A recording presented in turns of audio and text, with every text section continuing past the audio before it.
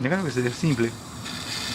Yo lo estoy dando para arriba así, para no hacer fuerza para abajo en el engine stand. Dejalo que sea simple.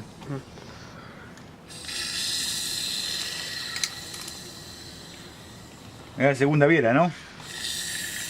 De acá. Ya pasó. Para. Un poquito más. Esto va a hacer 3. Está pesado.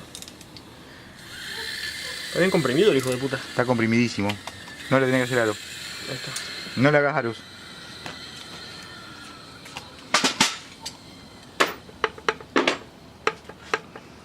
Le ocupamos un dado 12 de 12 puntos. ¿Tenés? Sí. Esto le ponemos un poquito de papel de pucho, que es de aluminio y queda perfecto. ¿Vos te reís, pero vos sabés que en Argentina hacían eso? No papel de pucho, papel. Ahí está.